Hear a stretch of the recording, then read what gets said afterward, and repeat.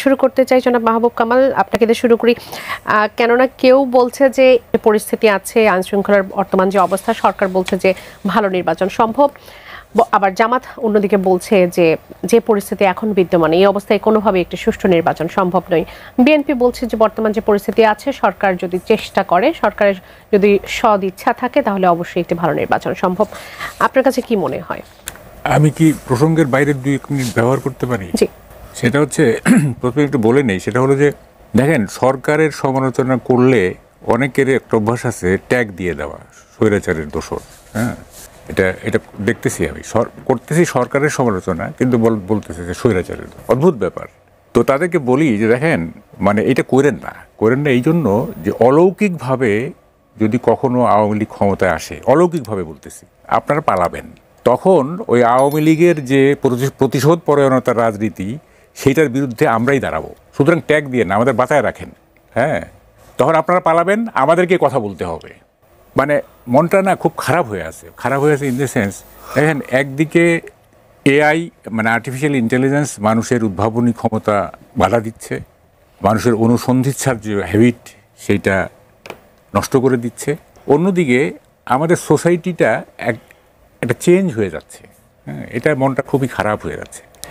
যেমন ধরেন এনসিপির কথাই বলি, মানে ক্ষমতা, টাকা, স্ল্যাং, যৌনতা ইত্যাদি দিয়ে পুরনো যে সোশ্যাল স্ট্রাকচার ছিল সেটা ভেঙে ফেলতে চায়, একটা নতুন স্ট্রাকচার দাঁড় করাচ্ছে। হ্যাঁ, যে স্ল্যাং ব্যবহার করা হচ্ছে, যে মানে ক্ষমতার যে মানে দাপট, টাকা কামানোর যে স্পৃহা, এগুলি সোসাইটির যে আমাদের যে আগে সোসাইটির একটা স্ট্রাকচার ছিল সেটা ভেঙে যাচ্ছে। আপনি দেখেন এনসিপির সদস্য সচিব শেখ হাসিনার বা আওয়ামী লীগের পতনের পর তার কেমন আনন্দ হয়েছিল, সেটা বোঝানোর জন্য যে উপমা তিনি ব্যবহার করেছেন, এইটা আমাদের সমাজকে অ্যাকসেপ্ট করতে পারে না। মানে সোসাইটির কতগুলো গুণগত পরিবর্তন হয়ে যাচ্ছে। যাই হোক, এখন আপনি বলছেন যে নির্বাচন, বিএনপি বলছে যে সরকার যদি ইচ্ছা করে তাইলে একটা ভালো নির্বাচন সম্ভব। আমি এটা পার্শিয়াল ট্রু মনে করি, এটা হোল ট্রুথ না। আমি বলছি পার্শিয়াল ইন দ্য সেন্স যে একটা সুষ্ঠু নির্বাচনের জন্য 5টা স্টেক হোল্ডার কাজ করে। এই কথাগুলো আমি আগেও বলছি। প্রথম হচ্ছে নির্বাচন কমিশন, তারপরে হচ্ছে সরকার, তারপরে হচ্ছে পলিটিক্যাল পার্টি, তারপরে হচ্ছে আইন শৃঙ্খলা বাহিনী, এবং পঞ্চম হচ্ছে ইলেকটোরেট বা নির্বাচক মণ্ডলী, যারা ভোট দেয়। এই 5টা স্টেক হোল্ডার। এখন সরকার মেজর স্টেক হোল্ডার না আমার দৃষ্টিতে। এটা সামাপা হয়তো আমাকে কন্ট্রাডিক্ট করবেন, সে ওনার কথাও আমি শুনবো। সরকার মেজর স্টেক হোল্ডার না, সব মেজর স্টেক হোল্ডার হচ্ছে ইলেকটোরেট, নির্বাচক মণ্ডলী, যারা ভোট দেয়। তারা যদি ডেমোক্রেটিক আচরণ করে, তারা যদি মনে করে যে না, আমরা একটা ভালো আমরা একটা পাবলিকের রিপ্রেজেন্টেশনের একটা গভর্নমেন্ট চাই, তাইলে কিন্তু আর সরকারেরও প্রয়োজন পড়ে না। আমাদের মাহবুব ভাই, আমাদের দেশের বর্তমান পরিস্থিতির দিকে তাকালেও আপনার কাছে মনে হয় যে এরকম যতগুলো ভোটার আছে সবার এরকম সদিচ্ছা থাকবে? সেইটাই তো আমি বলছি। এই যে বিএনপিতে কেন আমি বললাম যে পার্শিয়াল ট্রু, হ্যাঁ, কেন বললাম, অর্থাৎ আমাদের ইলেকটোরেট এখন পর্যন্ত সেরকম ডেমোক্রেটিক হয়ে ওঠেনি। এটা রাজনৈতিক দলগুলো করতে পারে নাই, এবং এগুলো ব্যর্থতা। যেমন ধরেন, আমি একটা ছোট উদাহরণ দিই। যেমন ধরেন যে তারেক রহমান এত চেষ্টা করতেছেন, কিন্তু গ্রাসরুট লেভেলের চাঁদাবাজি উনি কন্ট্রোল করতে পারেননি। এখন কি অবস্থা জানি না, মানে কিছুদিন আগ পর্যন্ত 4000-এর মতো তো বহিষ্কারই করছেন। তো গ্রাসরুট লেভেলে তো হায়ারার্কির তো কোনো কন্ট্রোল নাই, তাই না? তো ফলে পলিটিক্যাল পার্টিগুলো আমাদের ইলেকটোরেটকে ডেমোক্রেটিক করে তুলতে পারে না, এটা তাদের ব্যর্থতা। হ্যাঁ, ব্যর্থতা। এবং যে মবক্রেসি শুরু হয়েছে, মানে চলতেছে, এখনো তো নিঃশেষ হয় না। মবক্রেসি কয়েকদিন যাবৎ বন্ধ আছে। যাই হোক, এই মবক্রেসি যদি মানে আপনার নির্বাচনের দিন যদি এটা সক্রিয় হয়ে ওঠে, তাহলে কি অবস্থা হবে দেখেন। তারপরে দেখেন, গোয়েন্দা সংস্থারা রিপোর্ট দিছে যে ব্যালট বাক্স ছিনতাই যাতে না হয় সেই জন্য 3 স্তরের নিরাপত্তা দরকার। এটা আমরা রিপোর্ট করছি আজকে। মানে এরকমও একটা ভয় আছে যে ব্যালট বাক্স ছিনতাই হয়ে যেতে পারে। ঠিক আছে, আচ্ছা। তারপরে ইন্টারেস্টিং দেখেন, মানে সরকার যে কি, মানে ইউনূস সাহেব বলছে, ডক্টর ইউনূস বলছেন যে সেরা নির্বাচন করবেন ইতিহাসের। হ্যাঁ, অথচ তিনিই বলছেন বিদেশে বসে যে বাংলাদেশের মানুষ টাকা দিয়ে ভোট চায়, মানে ভোট কেনা যায়। ভালো নির্বাচন সম্ভব কিনা আমি একটু শামাপার কাছ থেকে শুনে তারপর একটু আপনার কাছে আবার একটু আসতে চাই। আপা, আপনাদের ভারপ্রাপ্ত চেয়ারম্যান জনাব তারেক রহমান বলেছেন একেবারে গণ অভ্যুত্থান পরবর্তী সময়ে একটা আয়োজনে তিনি বলেছিলেন যে তোমাদের আমি বারবার সতর্ক করছি যে এবারের নির্বাচন কিন্তু সব থেকে বেশি চ্যালেঞ্জের হবে, অতীতের যে কোনো সময়ের চেয়ে অনেক বেশি চ্যালেঞ্জের হবে, যে কোনো সময়ের থেকে অনেক বেশি আসলে কম্পিটিটিভ হবে, সেদিকে খেয়াল রাখতে হবে। এবং সেই ক্লিপটা এই তো আবার দেখছি নতুন করে আসে ভাইরাল হয়েছে। আপনার কাছে কেন মনে হচ্ছে বা আপনার কি মনে হয় যে জনাব তারেক রহমানের কাছে কেন মনে হয়েছিল যে এবারের নির্বাচনটা অনেক বেশি চ্যালেঞ্জের হবে, অনেক বেশি আসলে কম্পিটিটিভ হবে, কেন মনে হয়েছে? ধন্যবাদ আপনাকে, আমার সহ আলোচককেও শুভেচ্ছা জানাই। দেখুন, আলোচনাটা নির্বাচন, আপনার আজকের মানে টপিকটা হচ্ছে ভালো নির্বাচন সম্ভব কিনা বাংলাদেশে। ভালো নির্বাচন অবশ্যই সম্ভব, কারণ আমি অত্যন্ত পজিটিভ একজন মানুষ। আমি আশা রাখি এবং আমি বিশ্বাস করি যে যদি সবাই ইন্টেনশন থাকে ভালো নির্বাচন করার, স্টেক হোল্ডারদের, ভালো নির্বাচন সম্ভব। বিএনপির ভারপ্রাপ্ত চেয়ারম্যান জনাব তারেক রহমান প্রথম অগাস্টের 5 তারিখের পর থেকে এখন পর্যন্ত, ওই ক্লিপ ভাইরাল হয়নি, উনি কিন্তু প্রত্যেকটা অনুষ্ঠানেও ওনার বক্তব্যে উনি এটা বারবার বলছেন যে আগামী নির্বাচনটা সকলের জন্য, শুধু যে বাংলাদেশ জাতীয়তাবাদী দলের জন্য তা না, সবার জন্যই অত্যন্ত একটি কঠিন নির্বাচন হবে। কারণ হচ্ছে যে দেখেন 15 বছর ধরে একটি দল শাসন করেছে, শোষণ করেছে, অত্যাচার করেছে, নিপীড়ন করেছে, ভোট ব্যবস্থাটাকে ধ্বংস করেছে। এখন সেই ভোট ব্যবস্থাটাকে আবার ফিরিয়ে আনা এবং গণতান্ত্রিক প্রক্রিয়ায় দেশটাকে আনা, সেটা এত সহজ কাজ না।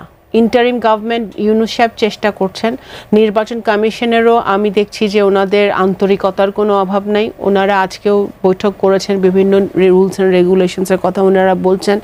তো আমার কথা হচ্ছে যে এখানে মেইন স্টেক হোল্ডার কারা, কঠিন কেন হবে? কারণ শেখ হাসিনা পালিয়েছে, কিছু লোকজন পালিয়েছে।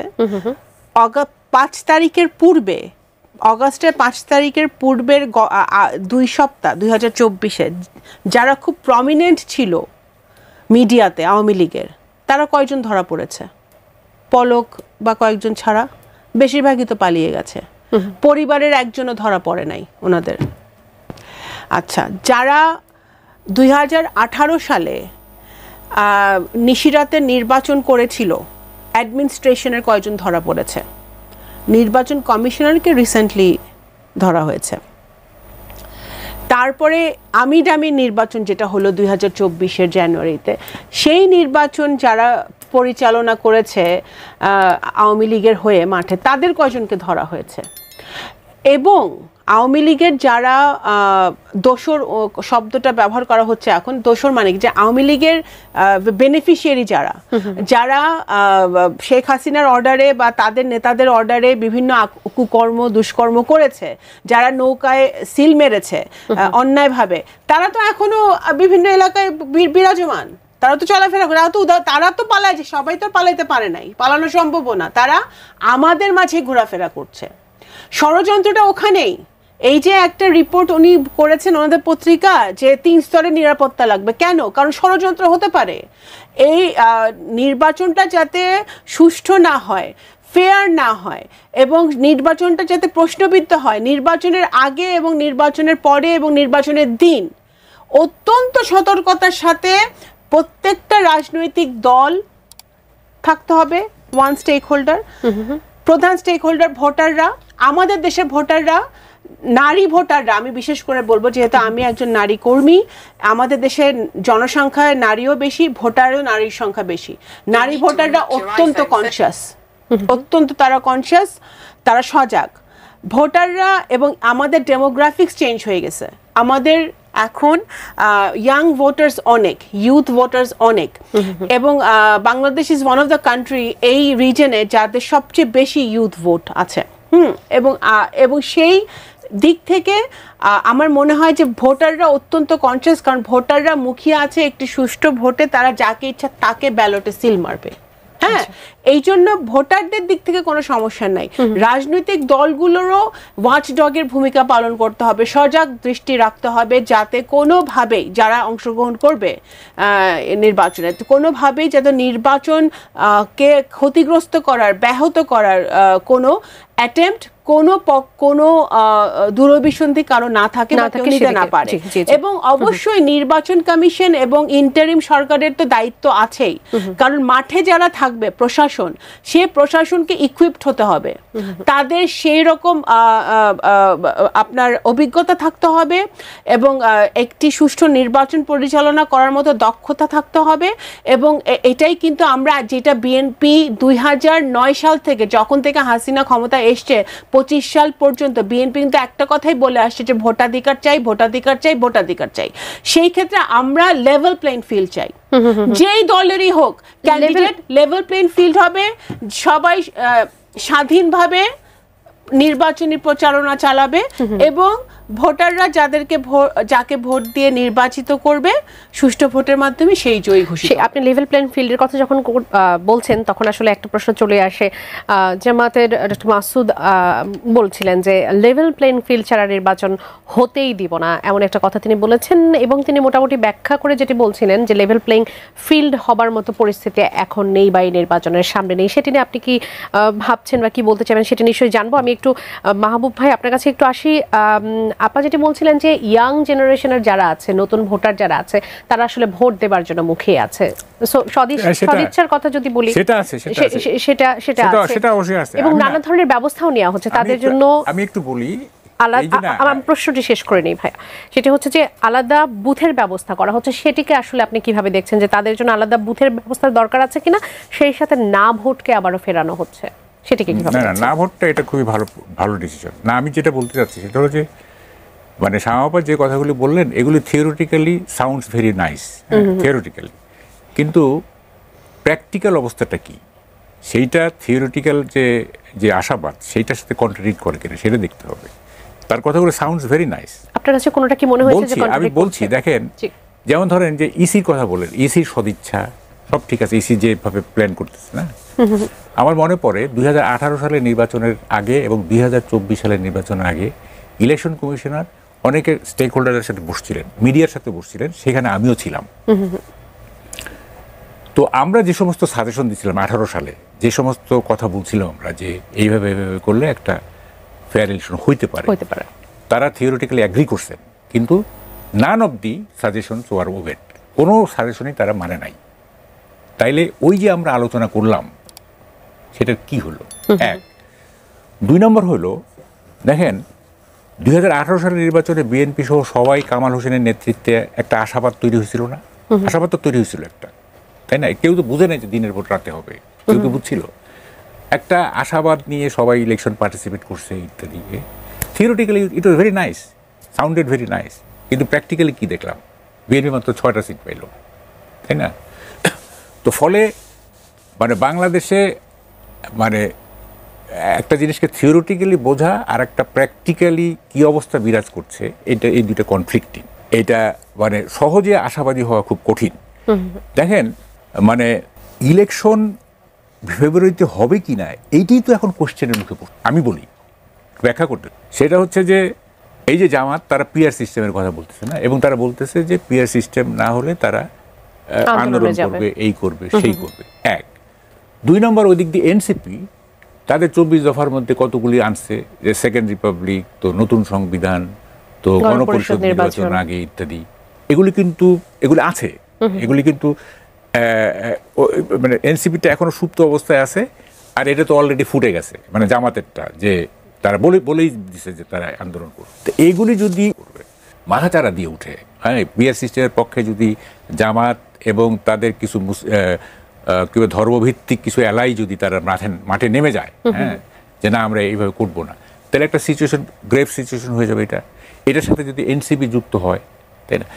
বিএনপি তো একা ইলেকশন করলে ওইটা পার্টিসিপেটেড হবে না, এটা ন্যাশনালি ইন্টারন্যাশনালি গ্রহণযোগ্য হবে না। তাইলে এই নির্বাচনের বিরোধিতা তো বিএনপি সবসময় করে এসেছে যে একা নির্বাচন আসলে কোনো নির্বাচন হবে না আপনার অন্তত দুইটা মেজর পার্টি তো লাগবেই, আইদার বিএনপি জামাত অথবা বিএনপি এনসিপি, এটা লাগবেই। তা না হলে তো মানে বিএনপি এবং জামাত এবং এনসিপি যদি ইলেকশন না করে তাহলে তো এটা ইলেকশন হলো না, তাই না? তো এইগুলি কিভাবে আপনি রিজলভ করবেন? এগুলি রিজলভ করতে হবে তো আগে, তাই না? এবং এইগুলি রিজলভ যদি জামাত নেতৃত্ব মনে করে যে তারা যে না এই ফেব্রুয়ারি ইলেকশন তাদের জন্য ক্ষতিকর, এনসিপি যদি মনে করে তাদের ফেব্রুয়ারি নির্বাচন তাদের জন্য ক্ষতিকর, তারা ক্ষমতা যদি, তারা তো অলরেডি পাওয়ার এনজয় করতেছে। এনসিপি এবং জামাত তো অলরেডি পাওয়ার এনজয় করতেছে, তাই না? তারা যদি মনে করে যে আমরা তো এমনিতেই পাওয়ার এনজয় করতেছি, তা আমরা আবার এত তাড়াতাড়ি নির্বাচন করার দরকার কি, শুধু একটা প্যাচ লাগাই দিই। হ্যাঁ, তো তারা যদি এরকম একটা প্যাচ লাগায় দেয় সেক্ষেত্রে তো নির্বাচনটা অনুষ্ঠান করা খুব টাফ হয়ে যাবে। হ্যাঁ, এটা কি বিএনপি উপলব্ধি করছে? আপনার কাছে কি মনে হয়? না, ইকুয়েশন যেগুলো আপনি আসলে বলছেন, না আমি না আমি বুঝি না, মানে সব কিছুতেই বিএনপি এত সন্তুষ্ট হয়ে যায়, এটা আমার কাছে খুব মানে আমার কাছে একটু অন্যরকম লাগে। এত কিছু সব কিছুতেই সন্তুষ্ট হওয়ার কিছু নাই। হ্যাঁ, কারণ বাংলাদেশটা তো আমরা 53 বছর দেখতেছি। হ্যাঁ, মানে সব জায়গাতেই প্যাচ আছে। হ্যাঁ, এত সহজ সরল এত নাইভ হলে কিন্তু চলবে না। দেখেন আমি বলি, এই যে সবকিছুতে একটা মানে বিএনপির মধ্যে একটা সারল্য দেখতেছি আমরা। হ্যাঁ, বিএনপির মধ্যে সারল্য নাই ভাই। বিএনপি, আপনি অনেক কথা বলছেন, বিএনপি সজাগ দৃষ্টি রাখতেছে। বিএনপি একটা অনেক বড় এখানে এখন তো আওয়ামী লীগ আপাতত সেটা ভ্যানিশ, রাইট? ও তাদের কার্যক্রম ব্যান করা হয়েছে, তাদের বিচার চলা পর্যন্ত। তো সেটা যদি হয়ে থাকে তাহলে বিএনপি এখন সবচেয়ে বড় রাজনৈতিক দল বাংলাদেশে এবং বিএনপি সবচেয়ে জনপ্রিয় রাজনৈতিক দল বাংলাদেশে। বিএনপি এমন কোনো কথা বলতে চায় না, এমন কোনো কাজ করতে চায় না যেটা অপ্রাসঙ্গিক এবং যেটাতে মানে ইররেসপন্সিবল কোনো কাজ বিএনপি করবে না। বিএনপি ডেফিনেটলি বুঝতেছে কি হচ্ছে না হচ্ছে। শুনেন, জামাত ফেব্রুয়ারি মাসে ভোটের কথা জামাত আগে বলেছে, ঠিক আছে? আপনাদের যদি মনে থাকে, আপনাদের যদি মেমোরি থাকে, রোজার আগে তারাই চেয়েছে। জামাত যদি নির্বাচন না চায়, এগুলো রাজনীতির কথা, মাঠে একটু যে প্রেসার দিতে হবে, দেখাইতে হবে যে আমি আসি, এগুলো হচ্ছে সেগুলা। অর্থাৎ হ্যাঁ, আমার কথা হলো যে না, জামাত যদি নির্বাচন না চায় তাহলে 300টা সিটে টুঙ্গিপাড়া কোটালীপাড়াতেও তারা ক্যান্ডিডেট দিয়েছে, ঠিক আছে, প্রার্থী দিয়েছে। তো 300টা সিটে তো জামাত প্রার্থী দিয়ে দিয়েছে অলরেডি। তারা তো নির্বাচনের জন্য প্রস্তুতি নিচ্ছে। তাদের লোকরা প্রতিদিন ক্যাম্পেইন করে বলতেছে যে জামাতে ভোট দিলে আপনারা জান্নাতে যাবেন।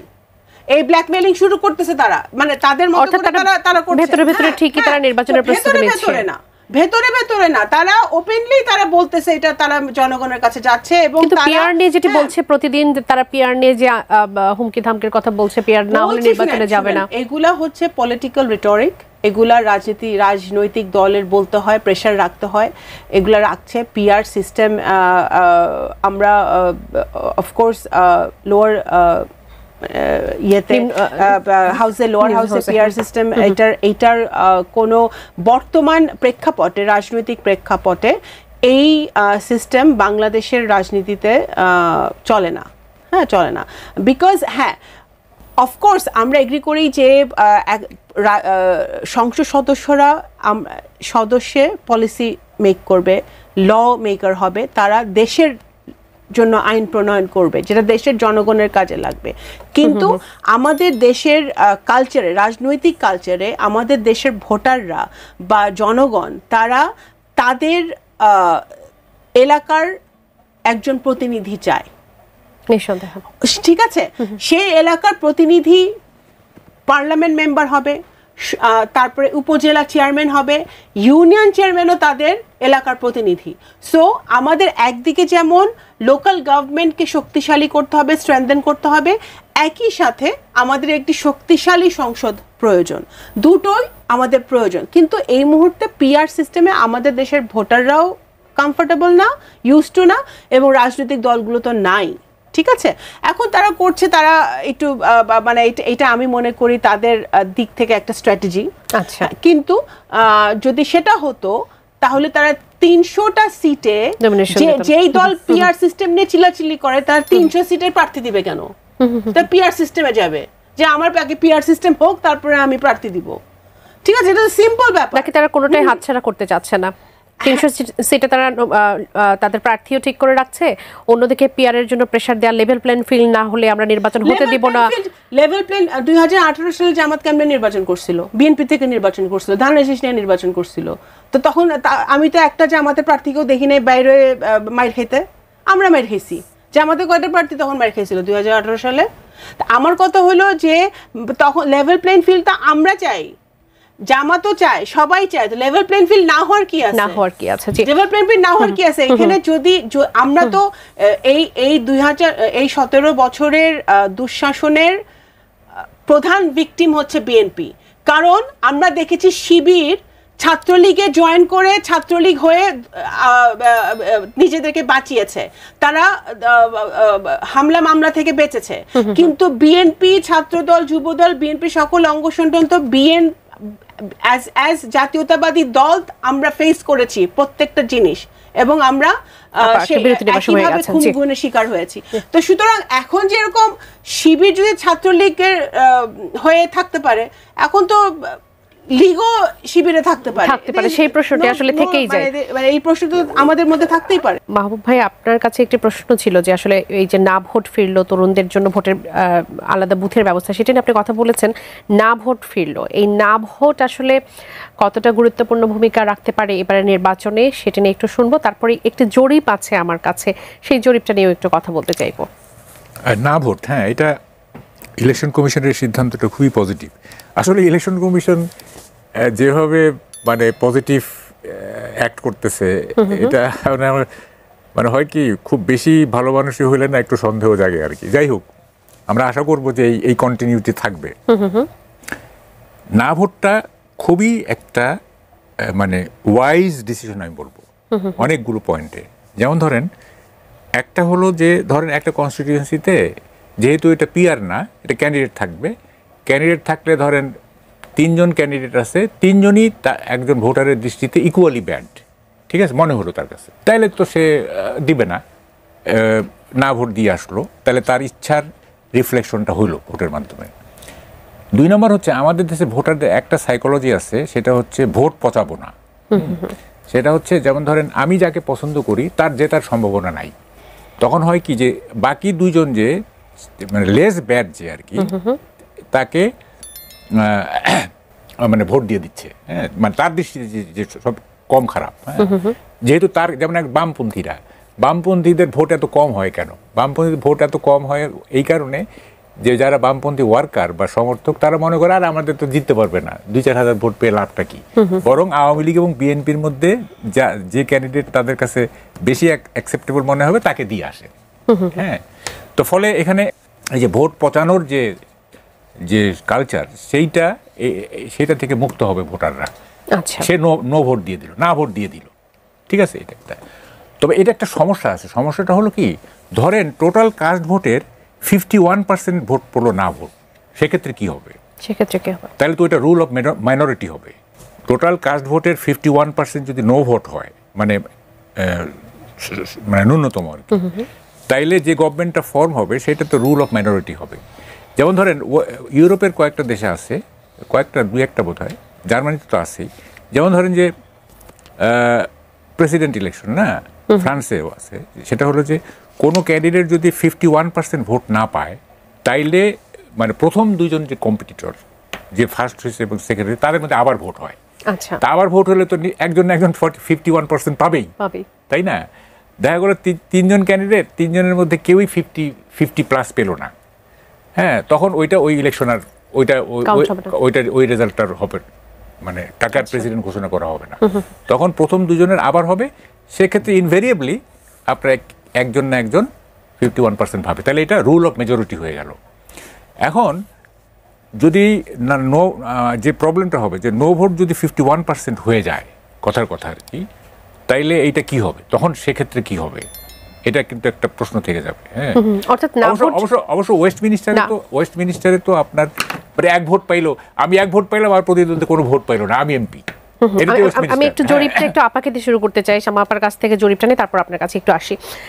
শ্যামা আপা, একটা জরিপের কথা এখন সোশ্যাল মিডিয়াতে খুব বেশি চলছে, BRAC institute of governance and ডেভেলপমেন্টের এই জরিপ বলছে যে যারা মানে ভোট দেওয়ার যে সমীক্ষাটা আসলে তারা তৈরি করেছে সেখানে দেখা যাচ্ছে যে যারা ভোট দেওয়ার ব্যাপারে সিদ্ধান্ত নিয়েছে তাদের মধ্যে 12% মানুষ এখন বিএনপিকে ভোট দিতে চায়। সেটিকে আবার বলছে যে গত বছর 2024-এর অক্টোবরে বিএনপির যে ভোটের জরিপটা আমরা দেখেছিলাম সেখানে প্রায় 16% মানুষ বিএনপিকে ভোট দিতে চেয়েছিল। এখন দেখতে পাচ্ছি আমরা সেটা 12% নেমে এসেছে। অর্থাৎ বলছে যে ভোট দেবার যে চাওয়াটা সেখানে বিএনপির সেখানে আমরা জনপ্রিয়তা কমতে দেখছি। অন্যদিকে আবার সেখানে বলা হচ্ছে যে ছাত্রদের নতুন যে দল এনসিপি তাদের ভোটের পরিমাণ কিছুটা কমেছে 2% থেকে এখন 2.7 বা 8% এরকম কিছু দেখাচ্ছে সেটি। এবং বিএনপির পরপরই জামাতের দেখাচ্ছে 10.4% মানুষ জামাতে ইসলামীকে ভোট দিতে চাই। আপনার কাছে কি মনে হয় যে বিএনপির এই যে সমীক্ষা যেটি দেখাচ্ছে সেটি আসলে বিএনপির বাস্তবিক পরিস্থিতির সাথে কতটা মেলে? আমি তো এই জরিপ এর ব্যাকগ্রাউন্ড জানি না, জরিপ কিভাবে করা হয়েছে, স্যাম্পল সাইজ কি, কোথায় দেশের কোন জায়গায় এই জরিপ করা হয়েছে সেটাও আমার জানা নেই। সো অনেক তথ্য আমরা জানি না এই জরিপের ব্যাপারে, এবং এই জরিপের সাথে আমি একমত না। আর দ্বিতীয় কথা হচ্ছে জরিপের কথা যদি বলেন, আপনাদের মনে আছে আওয়ামী লীগের শেখ হাসিনা যখন প্রধানমন্ত্রী ছিলেন বিনা ভোটের, তখন IRI ইন্টারন্যাশনাল রিপাবলিক ইনস্টিটিউট একটা জরিপ করেছিল। সেখানে শেখ হাসিনাকে সবচেয়ে জনপ্রিয় নেত্রী হিসেবে অনেক লাইক 70% or সাম কিছু একটা পার্সেন্টেজ দেখানো হয়েছিল। তো সেই হাসিনাকে তো পালিয়ে যেতে হয়েছে, রাইট? মানে ছাত্র জনতার এবং এই আন্দোলন অভ্যুত্থান এর মুখে সবাই মাঠে নেমে এসেছে, গার্জিয়ানরা মাঠে নেমে এসছে ওনার বিরুদ্ধে। তো জরিপ কোনো কিছু প্রুফ করে না, এবং জরিপ কিভাবে করা হয়েছে সেটা আগে জানতে হবে, তারপরে এটার উত্তর দেওয়া যাবে। এবং আমরা বিএনপির কর্মী হিসেবে আমি বলতে পারি যে বিএনপির 100% জনগণের উপর আস্থা আছে। বিএনপির একটা জরিপ কি চলছে, জনগণের উপর জরিপ চলছে যে বিএনপিকে কত মানুষ আসলে চাচ্ছে নেক্সট নির্বাচনে, কেননা এখন তো নতুন বেশ কিছু দল আছে। চলছে, অবশ্যই জরিপ চলছে। দেখেন ঐতিহাসিকভাবে আমাদের একটা 2 পার্টি সিস্টেম ছিল, রাইট? সো বিএনপির 25-30% ভোট, আওয়ামী লীগের এরকম 25-20-30%-এর মধ্যে, এবং বাকিটা ছিল ফ্লোটিং ভোট, রাইট? এবং এটা যে কোনো দিকে যেতে পারে। That was the deciding factor যে কে সরকার গঠন করবে।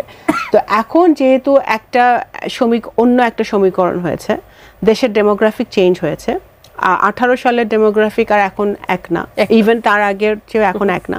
তো সুতরাং সেগুলো সবকিছু কিন্তু বিএনপির মাথায় আছে। বিএনপি মাথায় আছে দেখে বিএনপি কি করবে, যদি জনগণের ভোটে বিএনপি নির্বাচিত হয় তাহলে বিএনপি জনগণের জন্য, যুব সমাজের জন্য, ছাত্র সমাজের জন্য, নারী সমাজের জন্য, প্রান্তিক জনগোষ্ঠীর জন্য, সকলের জন্য কি করবে, সেই 31 দফা নিয়ে বিএনপি কিন্তু ঘরে ঘরে যাচ্ছে, যেটা আর কোনো দল যাচ্ছে না। বিএনপি সেই দল, যেই দল হাসিনার সময় যখন আমরা ঘরে থাকতে পারি না, যখন পালিয়ে বেড়াচ্ছে লোকজন, গুম হচ্ছে, খুন হচ্ছে, আমাদের বক্তব্য প্রচার করতে দেওয়া হচ্ছে না, তখন আমরা সংস্কার কথা বলেছি, সংস্কার দিয়েছি, সংস্কার 27 দফা দিয়েছি, যেটা পরে 31 দফা হয়েছে। আমি একটু জরিপ নিয়ে একটু কথা বলতে চাই। হ্যাঁ, আপনি বলবেন অবশ্যই। সুতরাং এই জরিপটা ইটস নট কনক্লুসিভ।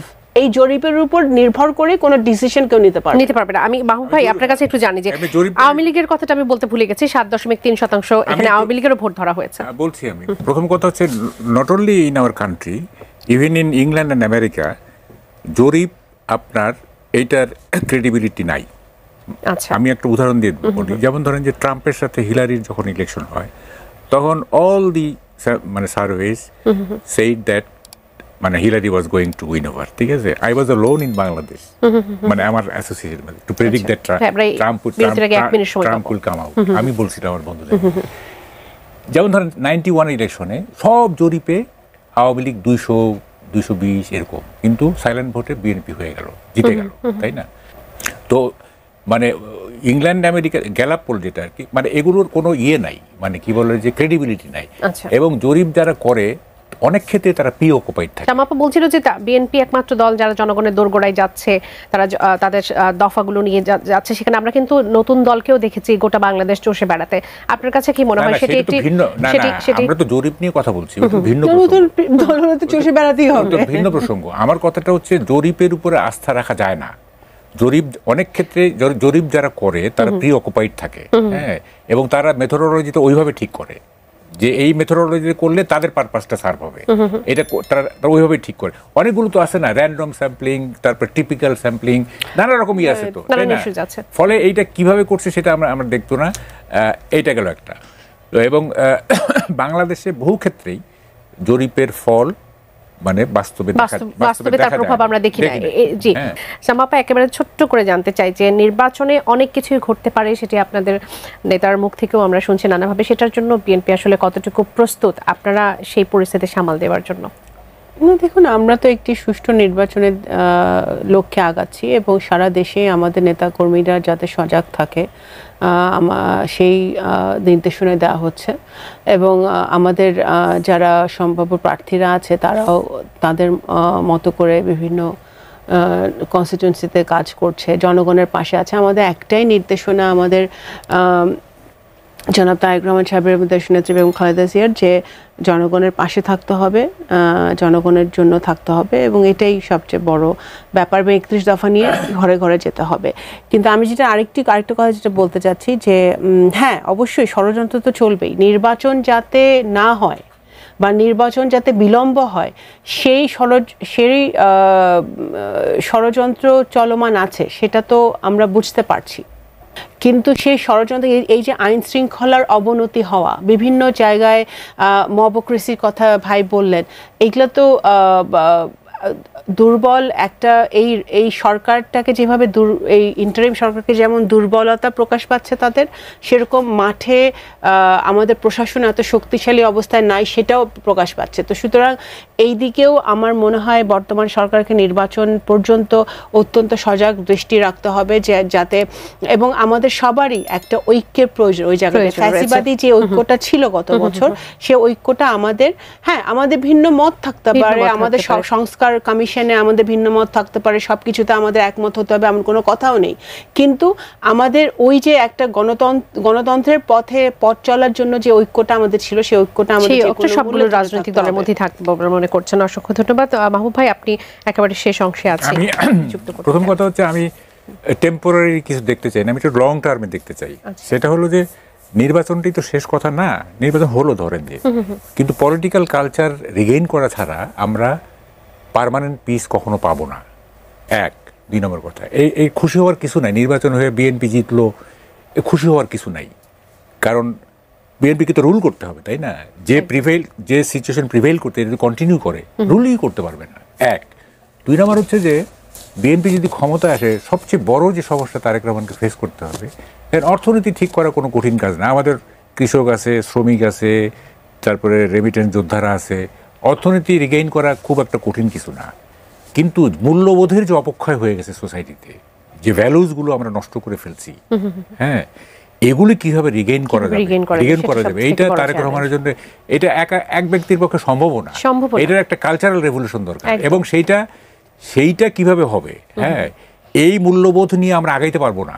সেটা নিয়ে রাজনৈতিক দলগুলোর, বিশেষ করে বিএনপির কাজ করা উচিত বলে আপনি মনে করছেন? হ্যাঁ, এটা কাজ করতে হবে, এই জায়গাটা কাজ করতে হবে। আমাদেরকে একটা উন্নত ভ্যালুস তৈরি করতে হবে।